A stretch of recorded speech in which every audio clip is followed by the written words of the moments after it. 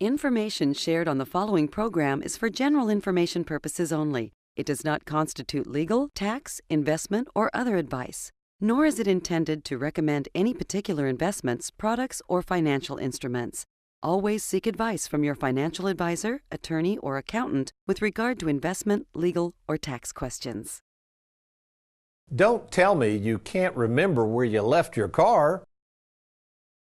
Welcome to the only show in the country dedicated to helping savers worry less about money, the WorryFree Retirement, with offices in Louisville and Bowling Green. Your host, five-time author and fiduciary, Tony Walker.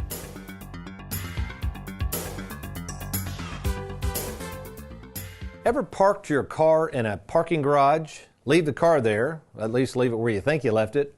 Go shopping around or attend a dinner at a nearby restaurant, and then later on return to that same parking garage, but cannot locate your car. How about this one?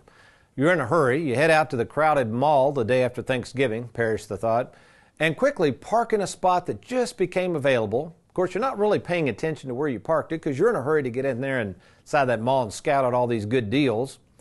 And then you finish up your shopping, you head back out the exit of where you thought you went into the mall, you return to the same crowded parking lot, and you have no clue where in the world you just parked your car just a few hours earlier.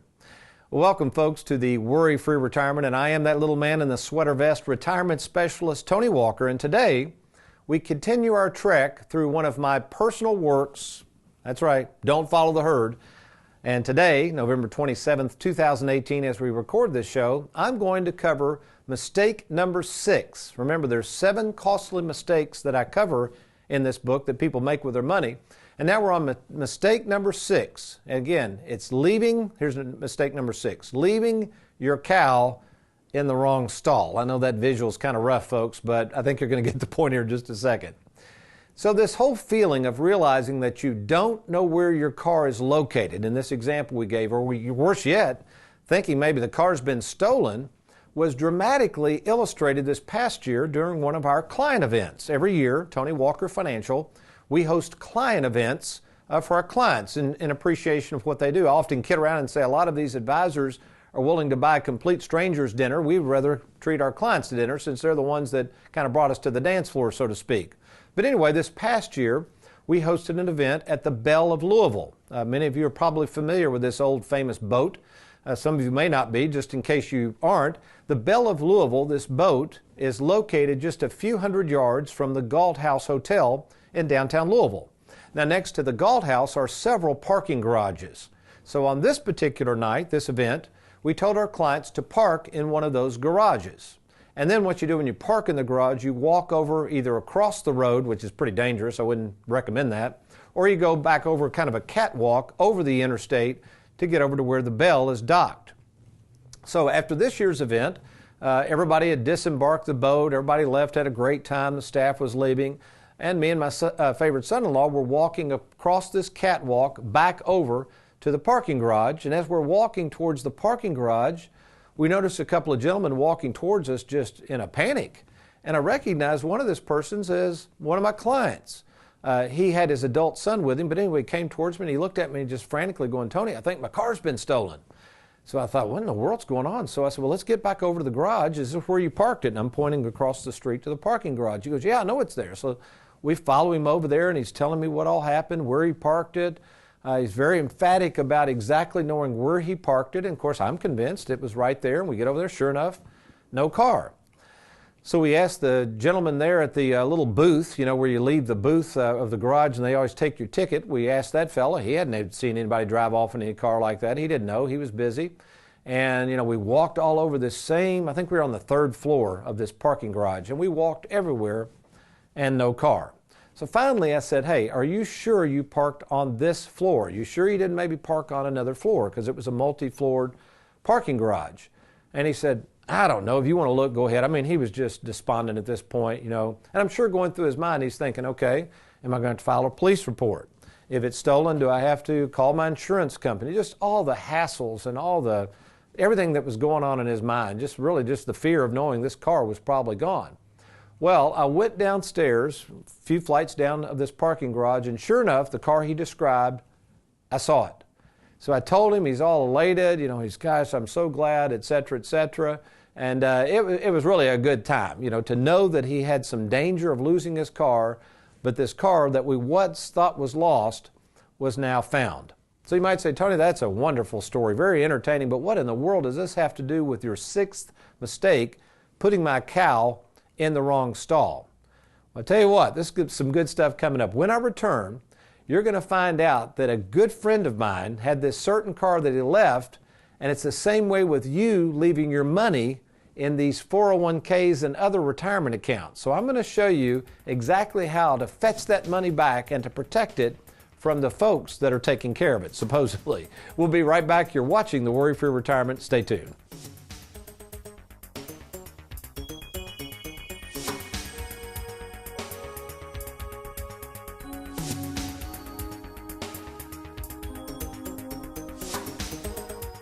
Are you retired or retiring soon? Can you afford for your money to take a hit with the stock market being so volatile these days? Nobody can time the market, but having a retirement game plan with Tony Walker Financial gives you peace of mind and sleep insurance. Learn how to prevent losses in your retirement accounts and plan your retirement around an income you can never outlive. Log on to TonyWalkerFinancial.com today to schedule a personal meeting with Tony to secure your hard-earned money. That's TonyWalkerFinancial.com.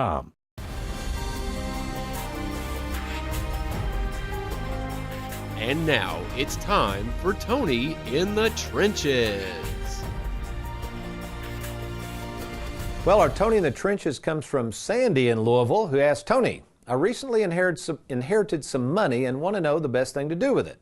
I went to my bank the other day and they suggested an annuity. Now, I know you love annuities, so I thought I would check with you to see if that's what you would agree with. Thanks, Sandy. Interesting question, and the response is just as interesting because this question from Sandy was actually pulled from an interview I did with Sandy recently when she came in to meet with me. Now, what's really interesting is the financial advisor at the bank, and we're not getting on the advice, but how quickly they recommended an annuity.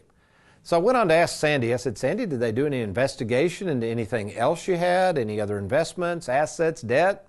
And she said, well, no, not really. So what I found out was there was no what I call fact-finding involved before making the recommendation.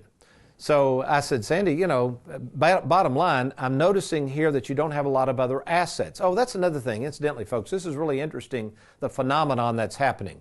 Just like Sandy, if you're a baby boomer, this is going to be a situation where some of you, maybe even many of you, will be inheriting money. And here's why you're going to be inheriting money.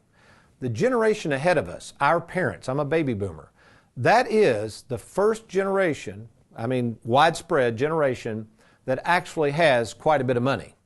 I was talking about my granddad. If you think about the generation before them, my grandparents, most of them really didn't have a lot of money. For instance, my granddaddy worked with Bell South. He had a pension, Social Security, a little house, a few old cars he worked on, and that was it. So when he died, there really wasn't, quote, a lot of inheritance. Most of it died with him. My father's parents, kind of the same way. My father's dad died young, but he ran a little store in Muhlenberg County for the coal miners. He didn't have any money. His mother fortunately got a teaching degree, and she lived on a pension. She saved a little bit in CDs and had a little bit of money, but not much. But not this generation that's now starting to grow older and passing away. So this might be you. You might be a Sandy one day. You're going to come into some newfound money. You're going to run to the bank or call somebody like us or respond to a dinner seminar invitation. And these people are going to want you to put your cow, that's your money, in their stall. And the question is that where you need to put it? How do you decide which stall to put it in? Now, in Sandy's case, because I'm a fiduciary, I'm not going to just recommend throwing money in something. What I did in her case, I looked at all of her information and I discovered something very interesting. Notice she was going to put money in the bank. She already had it there. She inherited it from her mother and she was going to invest this somewhere else at the bank. But I said, Sandy, what are these, all these debts over here? She had listed them. She said, I had some student loans of my kids, some credit card debts. I said, what's the interest rates on these things? She said, they're pretty high. So we confirmed that a lot of this debt was credit card debt. The interest rates were over 20%. So I asked Sandy this question. I said, hey, Sandy, if we could run over to the bank, invest that money, your inheritance with them, and if they would guarantee you 20% on your money, would you do it? And she laughed and she said, well, of course I would, Tony. What are you talking about? And I said, well, Sandy, I can't guarantee 20% and neither can they. But I tell you what you can do. You can take that money, pay off these banks. They're the ones handling all this money for you on your credit cards. And in a sense, if you pay off that debt, you basically earn 20% on your money. So folks, there's basically 4 costs of money, and in the Worry-Free Retirement, we are cognizant that we got to deal with these costs. This is where you make most of your money. You don't make most of your money out risking your money. You make most of your money dealing with these costs. Here they are.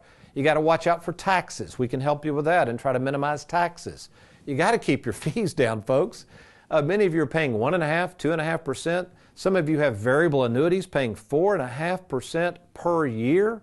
I mean, that's ridiculous. You can't do that, and we have platforms that will lower your fees tremendously.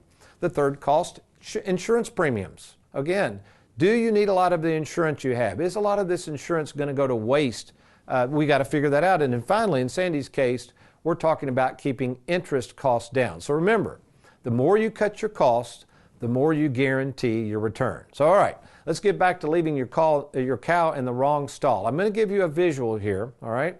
Look at the cow's look on the face. That maybe you may be realizing, oh my gosh, I've had all my money parked in the wrong stall all this time. Or maybe you're like the guy that realizes, hey, I think my car's been stolen. What am I supposed to do? So here's the example I'm going to use, and it's found in the book, Don't Follow the Herd, which incidentally is available for sale on Amazon, Barnes & Noble. Great book, easy read, by the way, very easy read. So in the book, Don't Follow the Herd, I use the example of Farmer Brown. Now, Farmer Brown's like you and I. He doesn't know a lot about money, and Farmer Brown lives out in the sticks, all right? He's never been to the big city. So Farmer Brown decides he's going to drive in to, let's say, Louisville, Kentucky, because he's been called to jury duty, all right? So Farmer Brown comes into the big city. He doesn't know where to park. He realizes there's no parking spaces, and he sees this huge garage that says parking garage pre-tax. He doesn't know what that means, so he pulls in. There's a gate, a little box, and a ticket to punch. So Farmer Brown punches the button, a ticket pops out, the gate opens, Farmer Brown parks his car in the garage. Luckily, he remembers where he parked it. And then he goes and serves his jury duty at the local courthouse. Now, he comes back to the car. He finds his car. Remember, he remembered where it was parked. Farmer Brown's pretty sharp.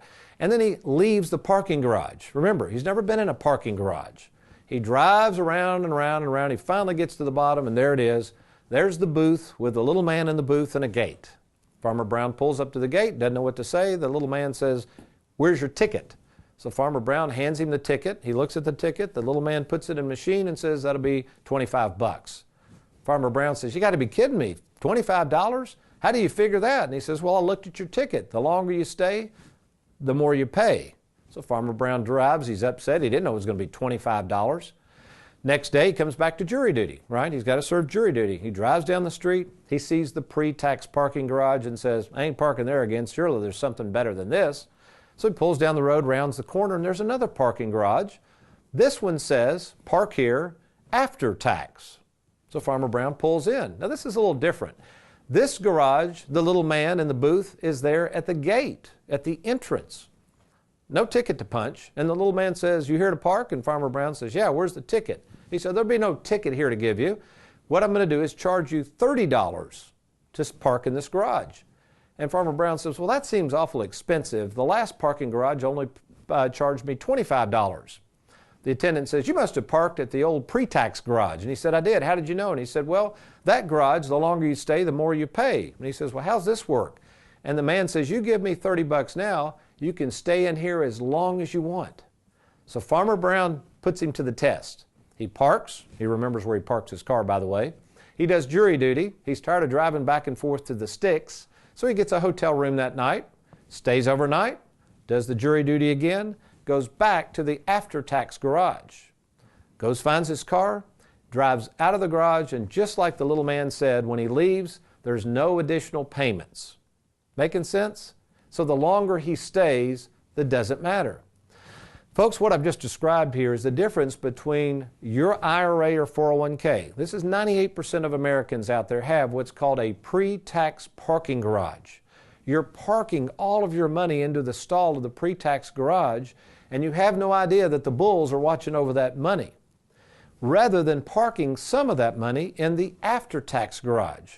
So the pre-tax garage, what I just described, is your 401k. your IRA, your thrift savings account, your 457 plan, even if you decide to take your lump sum pension, assuming you got one of those coming to you, and roll it into an IRA. Remember, folks, that money has buried within it what we call a tax tumor. And you can put off the pain as long as you want, but remember, the longer you stay in that pre-tax 401k or IRA, the more you're eventually going to have to pay. And even your kids, it ain't going away, folks. That tax tumor is there to stay. So when I come back, really good stuff. I'm going to get the whiteboard out. I'm going to show you a new concept we're using on how to incrementally, gradually take that pre-tax account and make it tax-free forever. Good stuff. I'm going to head over to the whiteboard. You stay tuned. Be right back.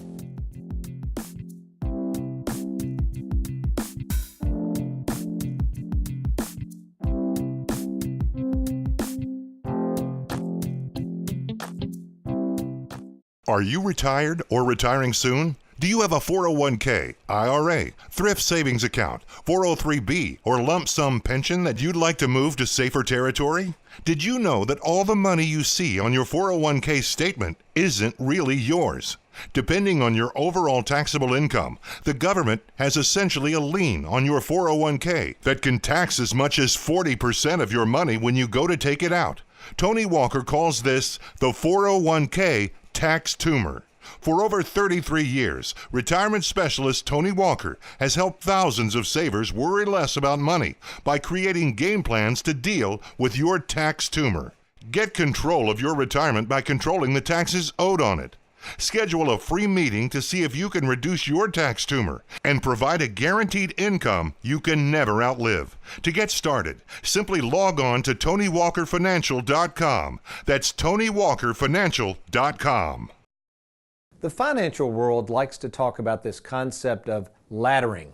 Now, if we think about a ladder has steps. You take steps to get to a certain destination. In the financial world, you could ladder CDs. In other words, you might buy a CD with a 1-year maturity, 2 years, 3, 4, 5. And what happens is they ladders. In other words, one matures this year, next year, etc. Bonds. Many people will try to ladder bonds of different maturity dates. So in this example, we're going to ladder Roth conversions so that we can gradually turn your money into taxable money, but take it and transform it to tax-free money. So we're going to ladder this out, and I'm going to show you how we would do this. So you can see this is a 5-year conversion process. Remember, if you take an IRA, an existing IRA, convert it to a Roth IRA, you have to leave it there for 5 years anyway. You can't then take it out tax-free. It has to sit in there and percolate, as we like to say, 5 years. Then after the 5 years from the date of the conversion, you could take it out tax-free, leave it to the kids tax-free at death, whatever. So remember that 5-year rule. So in this example, we've got a $100,000 IRA, okay? And we're saying this has not been taxable. And in this example, we're going to convert 20,000 of it each year. And I'll show you how we're going to ladder this. This really is pretty cool stuff. So the 5th year. So in this example, we assume we didn't make any money. The $100,000 didn't grow. We took 20,000 each year and we converted it. So in the first year, we converted it to a Roth, all right? And let's just use a 10% tax bracket. So we had to pay $2,000 in taxes. Again, we want to take the tax from a different source. You don't pull the money out of the IRA and pay the tax. You want to pull that from, especially if you got money languishing in the bank. That's a perfect place to throw the bone to the government and pay the tax that way. So now, tax-free, we're going to have an instrument over here where that $20,000 is going to sit. And now remember, if we leave it there 5 years, it's tax-free. We keep doing this each year. Okay? And you say, well, Tony, I don't understand. Why are you doing this? So now if you imagine, we're going to move out to the 6th and through the 10th year. So in year 6, now it's tax-free. If you wanted to, whatever that's grown to, let's say it's made some money, you could take out the entire amount out of the first conversion completely tax-free. Now this would make a lot of sense because you could still have money from other places coming in retirement, and to have that tax-free cold hard cash could really be nice. So year 6, we get $20,000 plus whatever it grew to. Year 7, we take out the next $20,000. Year 8, 9, and 10 in this example. Now you wouldn't have to do it exactly like this, but see the laddering effect. Each year, we're taking out $20,000 tax-free. And you might say, well, Tony, what if I don't need the money? Is this really an advantage to do this? Well, of course it is. Because if you do the laddering, especially, you want to try to do this prior to reaching 70 and a half, if possible. It'll still work after 70 and a half, but ideally, the time to start this would have been age 65. And you say, well, why would I have done that, Tony? Because by 65, in this example, the $100,000 would no longer be in a pre-tax situation, meaning you wouldn't have to take those pesky required minimum distributions that you're going to have to take when you turn 70 and a half. This way, when you turn 70 and a half, these tax-free laddering accounts that will be out there separately do not have to be drawn upon.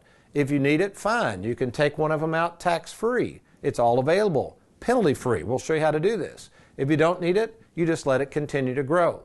So folks, the Roth conversion idea, the laddering concept, is something we are very good at. And if you're sitting there right now and saying, well, nobody's giving me this kind of advice, Tony, we can even use your existing accounts.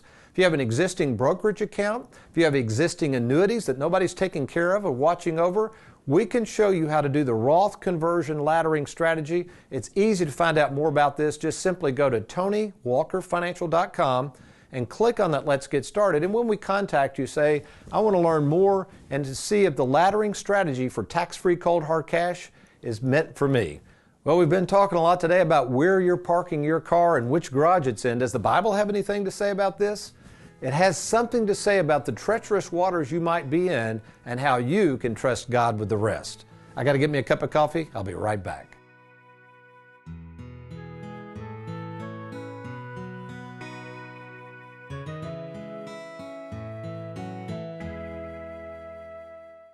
Tired of the roller coaster ride of the stock market? Let Tony Walker show you how to smooth out the ride with your money. Log on to TonyWalkerFinancial.com and let's get started. Tired of getting up every day and heading off to work with no end in sight? I'm retirement specialist Tony Walker, and I've helped lots of people retire much sooner than they ever thought possible, and maybe I can help you do the same. If you're over the age of 50 and have at least $250,000 to invest, schedule your free meeting with Tony to see if you can retire sooner than you think. Simply log on to TonyWalkerFinancial.com. Welcome back to the WorryFree Retirement with the money missionary himself, Tony Walker. Years ago, my family and I were vacationing at a resort in Vero Beach, and I decided to go out and do some body surfing in the ocean. Now, on that day, the ocean was really, really rough. I mean, big old waves, red flags all over the beach, warning an out-of-shape 50-year-old male not to go out there in the water. But no, not old Tony. That wasn't going to stop me. On that particular ride, getting out in those oceans and riding those waves, man, I was having the biggest time in the world. And I got caught in something called an undertow. Now, I'd never been caught in an undertow. I've heard of these things. Some people call them riptides.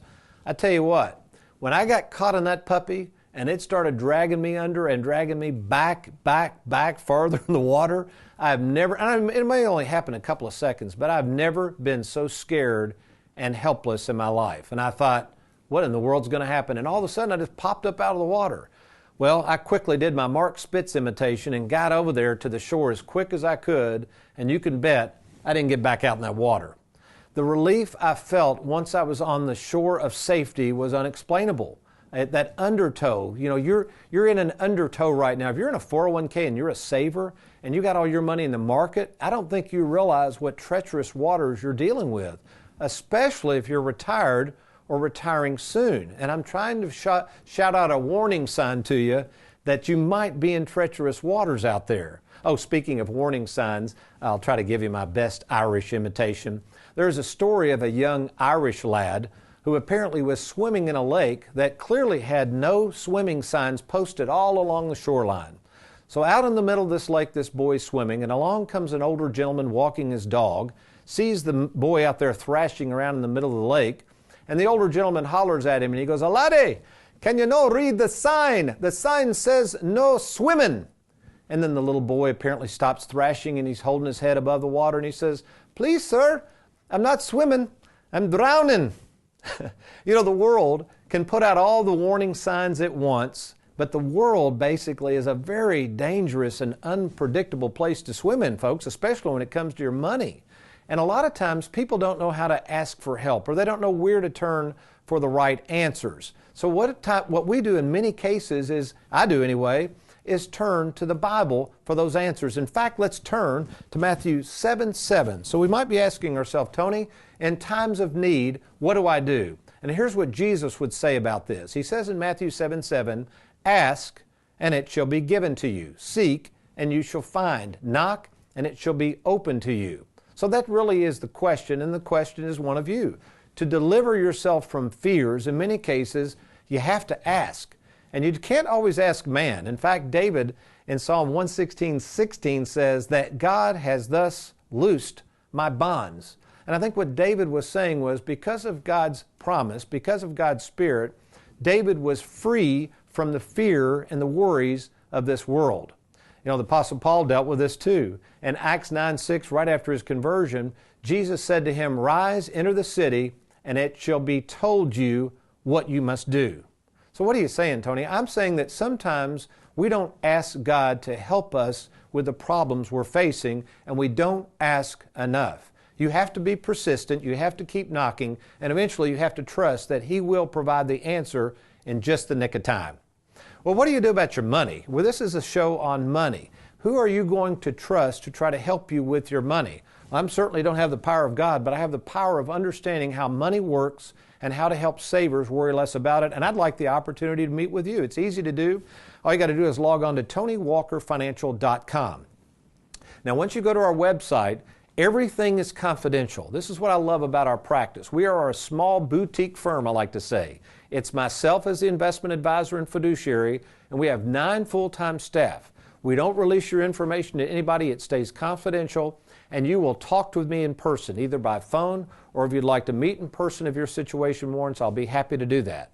The second appointment, we take your information, and I provide you a written game plan of my suggestions. Few advisors do this. Most advisors won't give you any game plan until you agree to invest your money with them. In other words, you agree to get out in treacherous waters. Well, that's foolish, folks. You want to see that information in writing, you want to be able to think about it, and you want to make sure before you move your money into somebody's stall that they have your best interest at heart. So that's how we work, and I would encourage you to go to the website right now, log on to TonyWalkerFinancial.com, click on that Let's Get Started, and we'll make that happen soon. Well, I hope you've enjoyed today's program. I've enjoyed being with you. You remember, though, between now and next week, if all else fails, you be worry-free. Make it a good one.